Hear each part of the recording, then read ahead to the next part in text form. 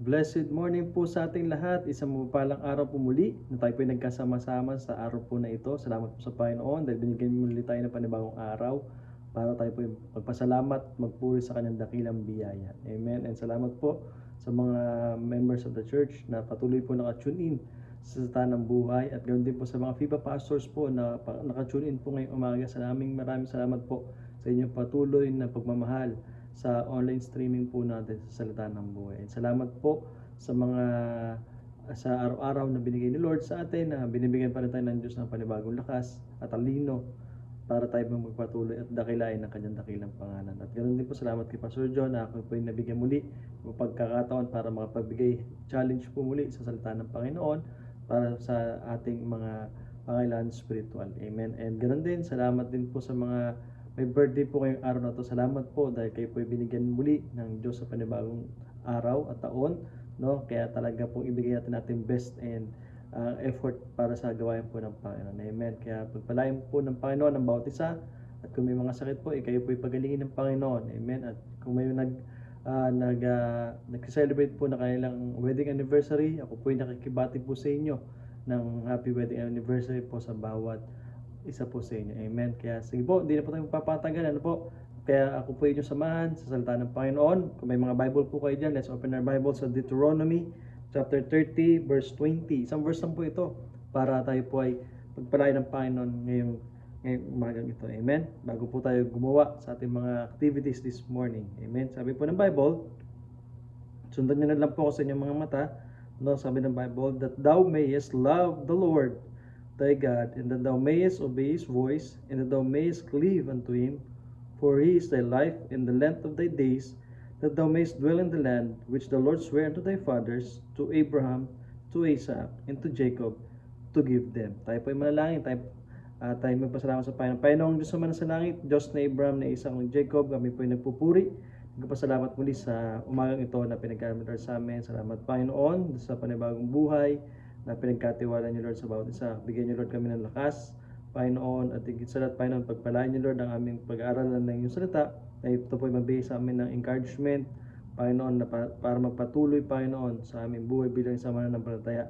At higit sa lahat, Panginoon, we pray also for the peace of Jerusalem, na kayo Lord na siya manguna at mawalati, at magkaroon silang Panginoon muli ng kaligtasan. At ganoon din Lord sa aming bansa, Lord, I pray na kay Lord na siya manguna, na nakapo Panginoon namin mga officials, Panginoon, ay makaabot din Panginoon sa kanila ang itong Ebanghelyo, Panginoon. Kaya maraming salamat, Panginoon, dahil kami as mga believers on you, tulungan ni Lord kami na yung gospel, Lord, ay may share, Lord, namin ito sa iba, Panginoon. Kaya maraming salamat, Panginoon, sa inyong walang humpay na pagpapala, sa walang humpay na pag-iingat, Panginoon, sa bawat isa sa amin. Kami po ay inyong samahan, at bigyan niyo Lord kami ng kaunawaan. Let your Holy Spirit guide us, encourage us Lord, para sa pag-aaral ng iyong salita. Binabalik ko po pasalamat sa matamis sa Panginoon Kristo Jesus sa Messiah ng Israel.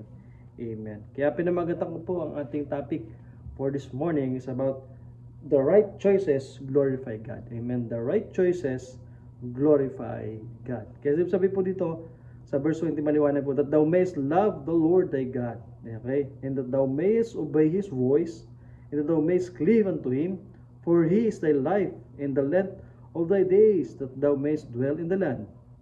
Amen. Ibig sabihin po, pinapakita po dyan, na tayo bilang isang Kristiyano, bilang mananampalataya, piliin natin ang Panginoon sa ating buhay. Amen. God is glorified when his people choose his way over their own way. Every decisions either honors God or dishonors him.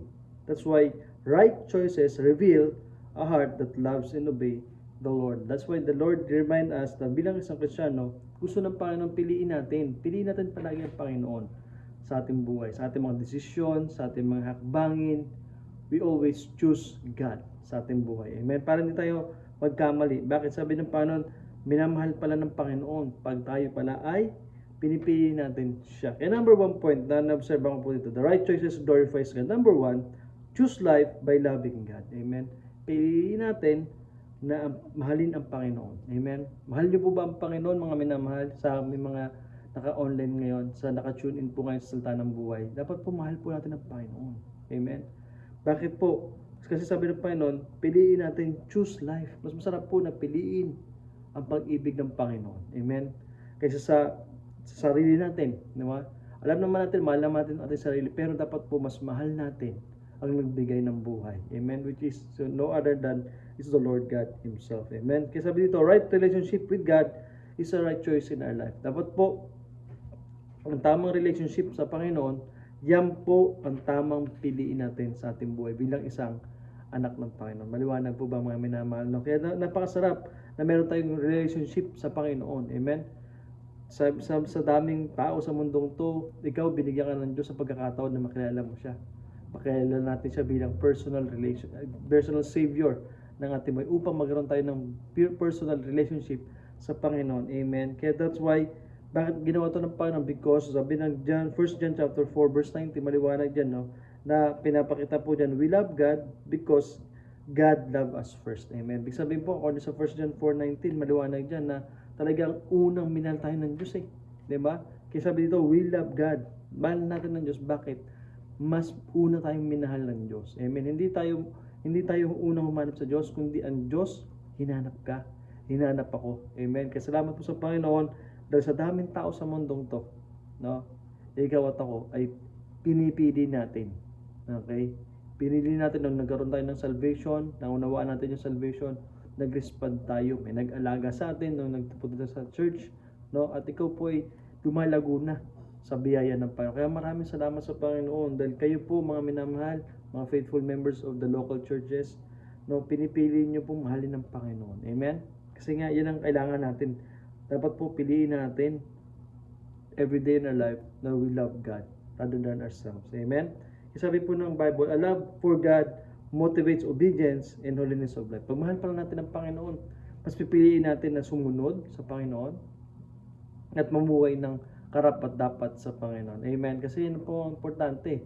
Kasi sa panahon ngayon, mga minamahal, mas marami ng rampant dito sa mundong ginagalawan natin. Ang dami ng kamalian, marami ng puro kasalanan, puro kasakiman, diba? Kaya ibig sabihin po, mas maganda po mga minamahal, kung tayo ay totoong Kristiyano, mananampalataya ka sa Panginoon, believer in Christ ka, dapat po, you should obey the Word of God. Amen? At higit sa lahat, mamuhay ka na mayroong kawalatian sa Panginoon. Amen? Yan po sa gusto ng Panginoon na all of us should live a holy life sa ating buhay. Yan po, no? Kasi maraming mga tao ngayon mas gusto nila sarili nila no? Kasi sa period time ng panahon ngayon, no? There are more lovers of themselves rather than lovers of God. Amen. Kaya dapat po mga minamahal, tayo piliin pa rin natin dahil tayo naunawaan natin ang kaligtasan, naunawaan natin ang salvation. Dapat po makita sa atin na totoong tayo ay totoong nasa kay Kristo na nagmamahal sa Panginoon. Amen. We love God. Amen. We obey God no matter what happened in our life. Amen. No? Kaya nga saludo ako sa may mga ibang members na talaga kahit may sakit na, talagang gusto pa rin magsimba, no? Talagang gusto nila kahit online makikinig sila, diba? Kahit na sila kunya napunta sila sa ospital, pwede ba may online po ba gagawa ng pamaraan, diba? If there's a will, diba? There's a way, diba? Pero pag talaga may hindrance, pag ayaw talaga, wala tayong magagawa. Amen. Pero salamat sa Panginoon, may mga tao na Kristiyano na still going to the Lord and teach at nagpapaturo sila, okay, applying the Word of God in their lives. Amen. Kaya isa sa mga ito po sa mga best illustration po natin, no, si Joseph. According sa Genesis chapter 39, no, si Joseph when ano siya na Potiphar, di ba? Nung siya po ay tinempt siya ni Potiphar, ang ginawa niya, he ran away. Diba? Tumakbo siya. Okay? He chose life to love God. Amen? Kung tutusin, pwede naman niyang di ba po? Pwede niyang dahil kumbaga kung mas mainam, mas marami yung kanyang yung kanyang self niya, papairali niya yung human nature niya, di ba po? Pwede siya ma-fall sa temptation, but he thinks maano siya ng Panginoon. Amen? Masisira ang kanyang testimony sa Panginoon. Kaya it's better to sacrifice everything. Amen? To stand to the Lord. Amen? Kaya nakita naman po natin ng kanyang buhay, no? Tumayo siya, okay, with purity in his heart, no? Talagang ginawa niya yung best niya to glorify God. He chose life by loving God rather than himself. Amen? Kaya ibig sabihin po, yan po ang kailangan natin ngayon, mga minamahal. Choose God's will over worldly desire. Amen? Ibig sabihin po, bilang isang Kristiyano, piliin natin ang Diyos, kalooban ng Diyos. Ano bang kalooban ng Diyos para sa akin? Amen? Huwag tayong magmamadali sa kalooban ng Diyos. Amen? Kasi nga, minsan, mas gusto natin, unahan natin ang blessing ng Panginoon. Tandaan natin mga minamahal, ang blessing ng Panginoon, pag ito'y para sa'yo, sa'yo yan. Okay? Mag-overtake yan sa'yo. Okay? Huwag mong overtaken ang biyaya ng Diyos para sa'yo. Maliwanag po ba, no? Kaya minsan, may mga tao na nagmamadali sa blessing no? Na talaga minsan minsan malulungkot siya, no? Kasi example na lang, no, para realistic lang, no. Ikaw meron kang able ka bumili na may gusto kong something na bilhin. Pero dahil nga gusto mo siya, bili mo na, no? Pero pag lipas ng ilang araw, mamaya may kumatok sa bahay mo. Okay? May bumisita sa'yo. Tapos dala-dala yung gusto mo, no? Dala-dala yung gusto mo. Okay? Tapos binigay sa'yo. Diba? Parang, imbis na dapat, wala ka nang gagastusin dahil nga nagmamadali ka. Okay? Na-overtake mo yung blessing ng Panginoon. Diba? Napag-gastos ka pa. Imbis na dapat, hindi ka na nakagastos kasi nga meron nang bumili para sa'yo. Tama po ba? Ibig sabihin po mga minamahal, we choose God's will. Amen? Over worldly desires. Amen? Ibig sabihin po, ang Panginoon, piliin natin ang Panginoon. Hintayin mo yung kalooban ng Diyos, no? At hindi ka pababayaan ng Panginoon pag pinili mo ang Diyos. Amen? Kaya yun po sabi po ng Bible sa atin. Number 2, according to verse 20b, sabi dito, that thou mayest love the Lord thy God, and that thou mayest obey His voice. Amen?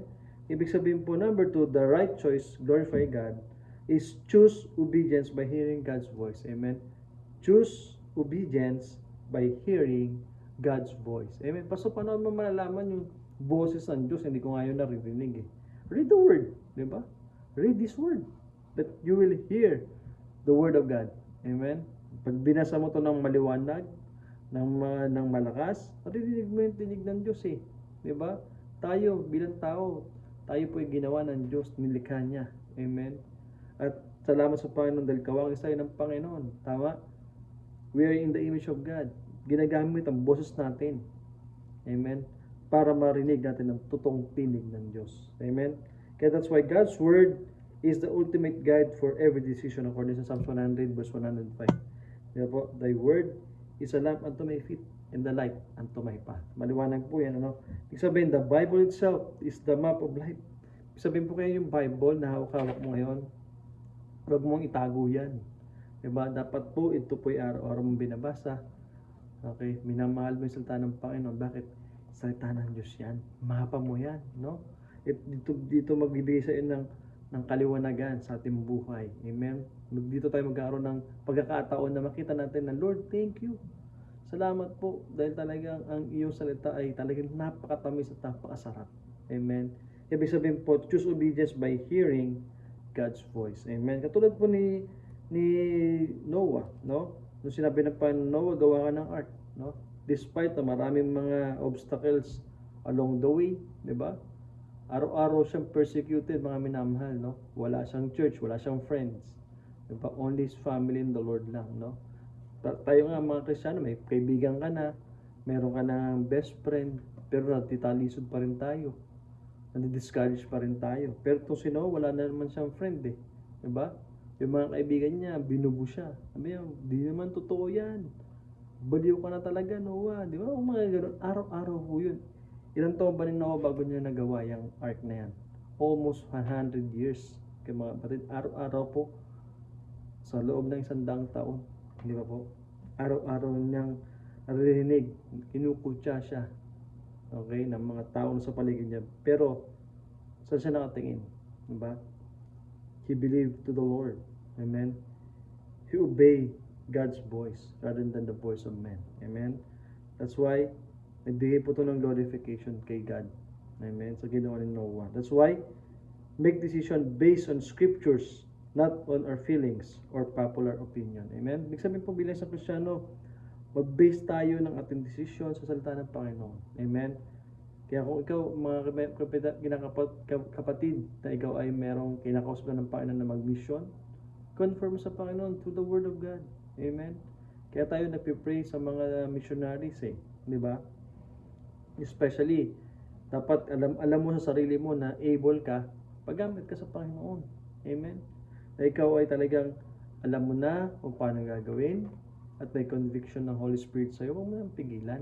Paggamit ka na sa Panginoon. Amen? Obey. Yan ang kailangan natin ngayon mga minamahal, to reach out more people, especially for the Jewish mission. Amen? That's why the Lord remind us na make decision based on scriptures. Okay? Huwag sa feelings. Okay? And especially, huwag sa opinion ng iba, kundi sa Panginoon tayo humingi ng asa. Okay? Ng gabay. Always read the Bible and confirm. Okay? Or ask something to the Lord. Lord, ano ba? Gusto mo na ba ako mag-mission? Amen? Kaya ako I encourage all of young men na nakatune in ngayon, no? Sa mga kung talaga kinakausap ng Panginoon, tell your pastor. Okay? And the pastor will confirm naman yan Hindi ka naman yan ihindiin. Diba? Masaya pa nga yung pastor mo na ikaw ay gagamitin sa Panginoon. Amen? Tandaan natin kung yan ang decision mo na mag-mission work ka, go ahead. Amen? Bakit? Wala nang oras para hindi tayo sumunod sa panawagan ng Panginoon. Maliwanag po ba mga minamahal, no? Number 3, lastly, sabi dito, that thou mayest love the Lord thy God, and that thou mayest obey His voice, and that thou mayest cleave unto Him. For He is thy life and the length of days, that thou mayest dwell in the land which the Lord sware unto thy fathers, to Abraham, to Isaac, and to Jacob, to give them. Maliwanag po, ano? Number 3, okay, the right choice to glorify God. Number 3, choose faithfulness by cleaving to God. Amen. Ibig sabihin, piliin po natin na tayo po ay maging faithful sa Panginoon. Amen. Right choice requires continual commitment to God. Amen. Ibig sabihin po, ang pagpili ng tama requires po ito ng great commitment. Okay? May commitment po ito. Hindi po lang basta to kung kailan mo lang gusto. Amen. Hindi mo lang dapat po pag commitment po, patuloy ito Hindi ito pwedeng maputol, no?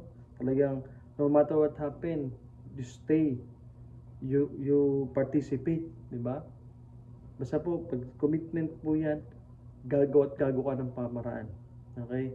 Kahit gaano man yung kahirap, ibibigay mo yan because you have a commitment sa Panginoon. Maliwanag po ba? That's why yan po pinipili natin bilang isang anak ng Panginoon. Amen. That's why the Lord remind us na tayo po ay pumili.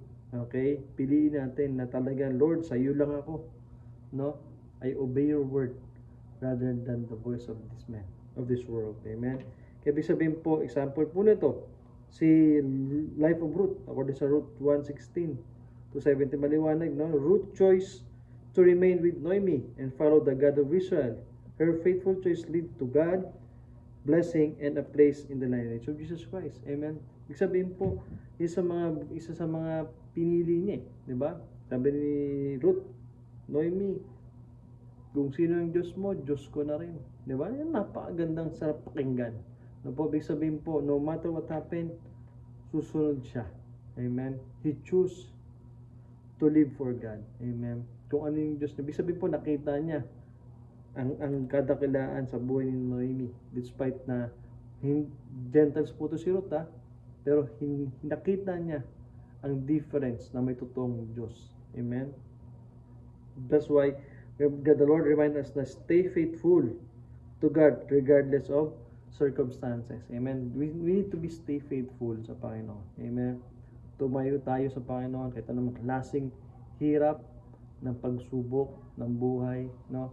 Hindi ang tala yan para ikaw ay umurong sa gawain ng Panginoon. Sa ministry na meron ka ngayon, 'di ba? Sa mga suliranin sa buhay mo, 'di ba? Kasi Jesus Christ nga, 'di ba? He walked para sa atin No, dala-dala niya yung cross papunta sa Mount Calvary, no? Hindi siya umatras 'di ba? Kung tutusin, sabi niya, Lord, sakit na ng mga palo sa akin, sakit na ng mga hampas sa akin, sakit na nung koronang tinik sa ulo ko, 'di ba? Pero hindi siya umalis 'di ba? He's straightforward, no matter what, because He is committed to save us.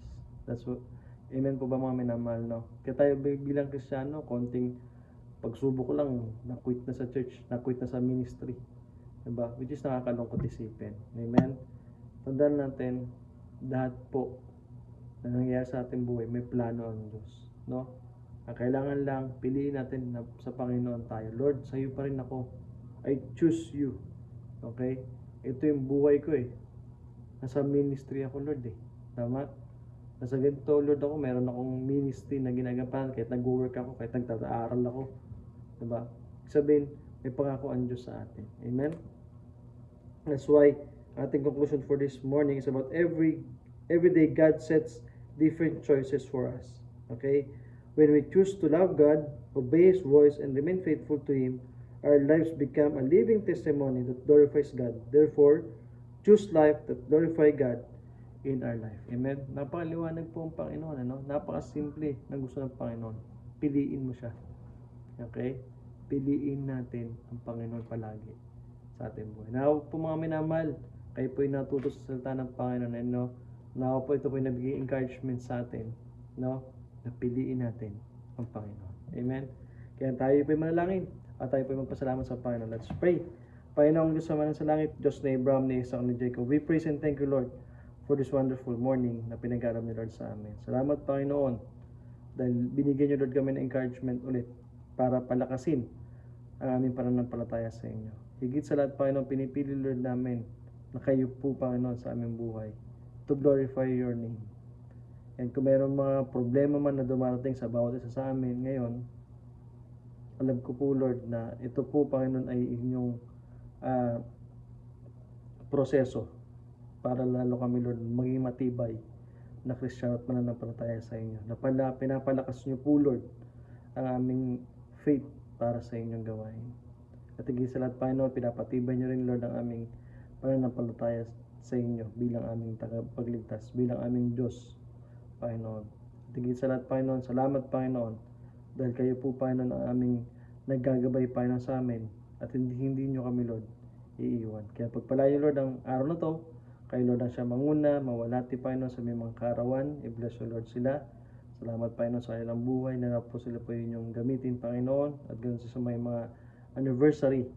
Pwedeng anniversary po, Panginoon, ay inyo pong pagpalain, Panginoon, ng kailang relationship. At higit sa lahat, we pray also, Lord, sa may mga kapatiran na may karamdaman, ay bigyan niyo, Lord, ng kagalingan, Panginoon. Ang kanilang mga, kung may iniinom pong gamot, Panginoon, bigyan niyo, Lord, ng bisa. At higit sa lahat, Panginoon, we pray also, Lord, sa mga may pasok ngayon, papasok sa school, papasok sa trabaho, papasok man sa ano mga kailangan lang sa kanilang negosyo, Lord.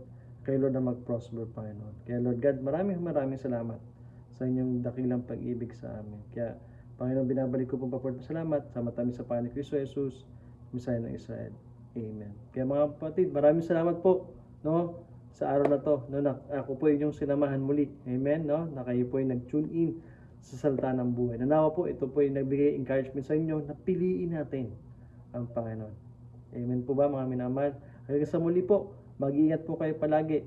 Amen. Salamat po sa mga FIFA Pastors po na naka-tune in. Hanggang ngayon, tinapos po ang devotion na ito. Nawa po, kayo po pagpalain ng Panginoon. May the Lord God bless you po. See you po sa ating annual prayer po sa Israel. Amen. God bless po.